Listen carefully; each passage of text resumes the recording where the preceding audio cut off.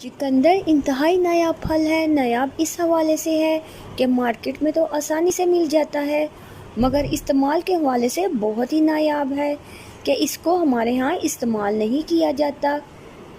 हालांकि इसके बहुत से फ़वाइद हैं और ये जिस्म के लिए बहुत ही ज़रूरी है।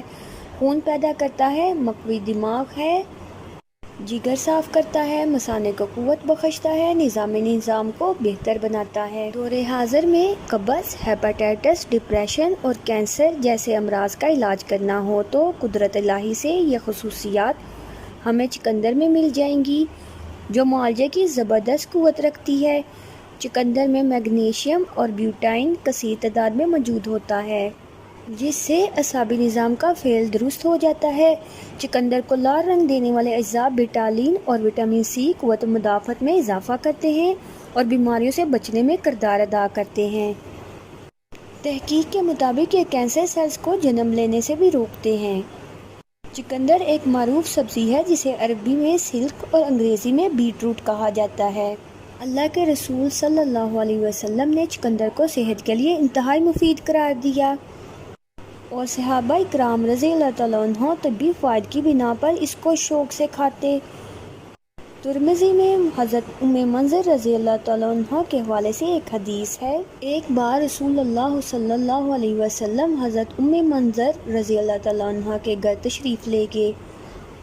हज़रत अली रज़ी अल्लाह तआला अन्हा आप सल्लल्लाहु अलैहि वसल्लम के हमराह थे। इस वक्त घर में खजूर के खोशे लटके हुए थे। सरकार दो आलम सल्लल्लाहु अलैहि वसल्लम ने इन खजूरों में से तनावल फरमाया तो हज़रत अली रज़ी अल्लाह तआला अन्हु भी खाने लगे। इस पर आप सल्लल्लाहु अलैहि वसल्लम ने इरशाद फरमाया, ए अली तुम कमज़ोर हो इसलिए तुम ना खाओ। उम्मे मंज़र रज़ी अल्लाह तआला अन्हा चुकंदर खाने लगी तो आन हज़ूर सल्लल्लाहु अलैहि वसल्लम ने हज़रत अली रज़ी अल्लाह तआला अन्हु से फरमाया कि इसमें से खाओ क्योंकि ये तुम्हारे लिए मुफीद हैं। मुहद्दिसीन बताते हैं कि इन दिनों में हज़रत अली रज़ी अल्लाह तआला अन्हा की आंखें दुख रही थीं और दुखती आंखों पर खजूर खाना मुज़िर है, इसलिए आप सल्लल्लाहु अलैहि वसल्लम ने हज़रत अली रज़ी अल्लाह तआला अन्हा को मना फरमाया। और जब आप सल्लल्लाहु अलैहि वसल्लम के सामने चुकंदर पेश किए गए तो आप सल्लल्लाहु अलैहि वसल्लम ने हज़रत अली रज़ी अल्लाह तआला अन्हा से फरमाया कि ये खाओ क्योंकि ये तुम्हारे लिए मुफीद हैं और तुम्हारी नाताक़ती को ये दूर कर देगा। इस हदीस की रोशनी में दो बातें मालूम होती हैं कि परहेज़ करना सुन्नत है और ये भी मालूम हुआ कि चुकंदर खाने से कमज़ोरी दूर होती है। बुखारी शरीफ में भी चुकंदर का जिक्र मिलता है।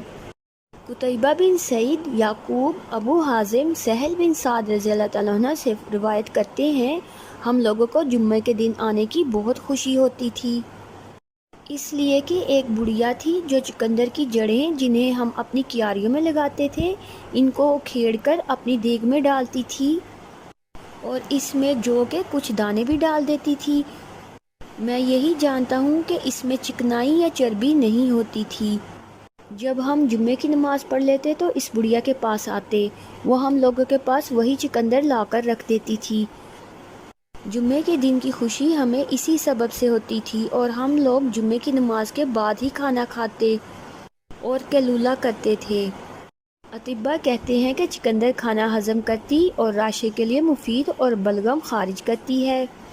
चुकंदर का मिजाज पहले दर्जे में गर्म खुश्क है। ये मुआद तहलील करती और सद्दे खोलती है। चुकंदर की 4 मारूफ अक़साम हैं। इनमें से सफ़ेद चुकंदर का पानी जिगर की बीमारियों में अच्छे असरात रखता है।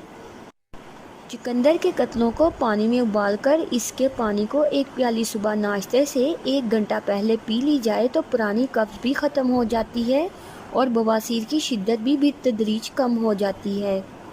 चुकंदर का शरबत बनाकर इसमें 1 चम्मच देसी घी मिलाकर इस्तेमाल करने से जिगर साफ़ होता है और जिगर के तमाम मसाइल से निजात मिलती है।